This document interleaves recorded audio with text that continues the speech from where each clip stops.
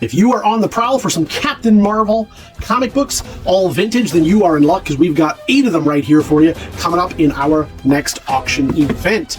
I'm going to walk you through each one just as though you were in the catalog or in the gallery with us. That way you have an opportunity to inspect and explore each one of these. I want you to have an opportunity to see the front cover, the back cover, and then a little bit extra. So first off, we're going to shine the light all on these covers so that as you see it, it'll show off any of these little scrapes, scratches, bruises, any kind of ticking along the spine here like we have, if the staples have issues, if the covers have issues, if there's writing, etc. So we shine that light on it, we wiggle and jiggle all the way along. We do this in very high def. We start off at 8K, depending on the platform you're looking at it on. You should be able to pause, rewind, zoom in real close to get an idea of exactly what you want to see. So we'll get a couple of shots for the catalog as we do that. And then in addition to that, to the front and back cover that you will see also in the catalog, we're also going to show you a little bit of the interiors. Why do we do that? Well, back in the day, back in 1975 when this would have came out, young Johnny might have written his name right here, said, hey, this comic book belongs to me, don't take it. That's fantastic for young Johnny, but not quite as good for you collectors today. So we show you those to make sure there's no issues. We show you a little bit of the quality and condition of the pages to see things like this. Are there any creases or dog ears on the covers? Is there the Marvel value stamp, or has young Johnny cut it out? No, it is right here, so you get a chance to see that it is intact. You also get a chance to see the color of the pages. So what you might think of as being brown or yellowing or what have you, I might think is cream or ecru or off-white, and you'll get a chance to see those for yourself rather than rely on my opinion. Finally, we get a chance to see, are there any pages cut, missing, torn, etc. And is it coming off of the cover? Are there issues with the staples? Are there issues with any kind of, again, some little dog ears or water damage? That's all going to be shown to you as we go through the pages very quickly, and finally we end on the inside. That way you get a chance to see, did young Johnny write his name on the splash? And you get just a little bit more information about this front cover. It may not be as clear, some of this stuff that may or may not press out.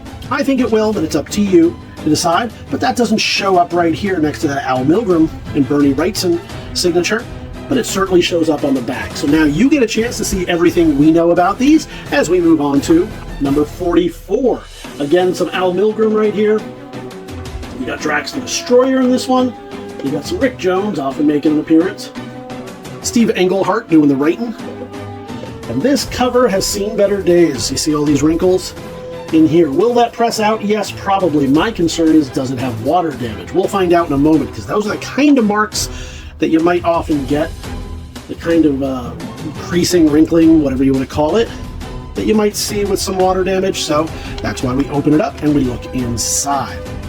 No, I'm not seeing the telltale signs. No issues with the back cover. I'm still seeing this kind of waviness, but we're not seeing it in any staining. We're not seeing it in the staples, which will often rust. We're not seeing mold, anything like that. So if I had to take a guess, what I would suspect probably happened was that this was left where there was a higher humidity than I would like, and it kind of wrinkles that way, but that's up to you. So now you know, and we do see just a little bit of issues on the edge, but otherwise a nice one with all these weird robot aliens waiting to do whatever they're going to do. Here we have Captain Marvel number 45. I do want to point out, I'm guessing back in the day Johnny decided he wanted to sell at a yard sale. He decided, no, it is not 25 cents. It is this 50 cents that I write on it, if I had to take a guess. So now you're aware of that. It's a shame because the rest of this is not too bad. You have some issues here. Clean and press wouldn't hurt this one. We'll do a little bit of a wiggle jiggle on the front as well. And then Rick Jones in his little kind of sidekick outfit. You don't see him in that as often. G.I. Joe, Eagle-Eye G.I. Joe. Yes, we are in 1976 by this point. In fact, if I'm not mistaken, is this the bicentennial?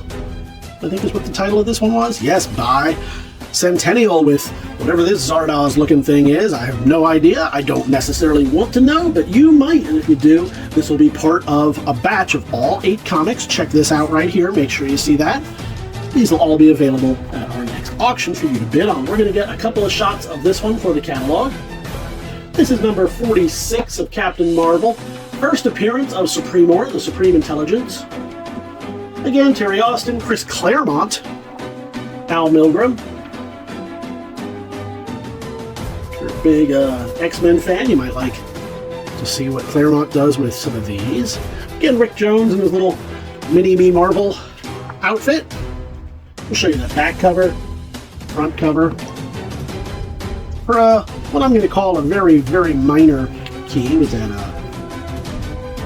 that Supreme Intelligence first appearance. I'd like to see it a little bit nicer of a cover, but will it, yeah, no writing, no tears.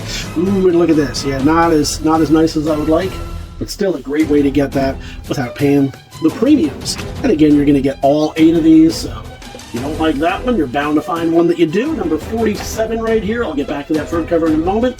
We're going to zoom right through this. You got some Human Torch from the Fantastic Four.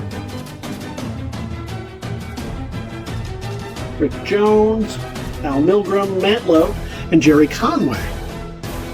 So, I'm gonna guess no Rocket Raccoon. Guessing Bill Mantlo didn't bring that with him to this one, but still a fun comic. Let's check out this Schwarzenegger knockoff on the back. We got this as well. We'll flip through it very quickly. So I thought I saw a little bit of some kind of little staining right there. Something got on it. Back in the day, you know, Johnny's Zagnut bar might have dripped on it a little bit, possibly. Which is good for him. He had a good time with it. Not as good for you. We'll show this. Flip over. And that'll do it for number 47. Captain Marvel number 48. First appearance of the Cheetah. Different from DC's Cheetah. This is Esteban Caracas. We'll flip it over. I'm not sure if I got enough good shots of that front one, so we'll do that one more time just in case. Yep. So for, again, a kind of minor key. A little ticking on that cover. We definitely want to point this one out. Not too bad. Not too bad on this one. A little bit of writing there.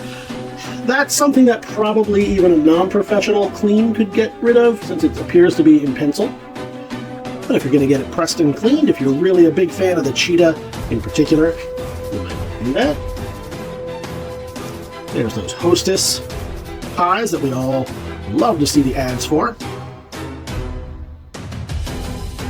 So we'll flip through this very quickly, and again you can see front cover, splash page, looking pretty nice.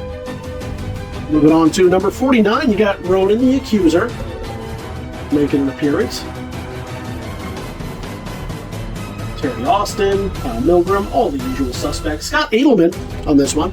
Ooh, that is not my favorite back cover. I'll tell you that right now.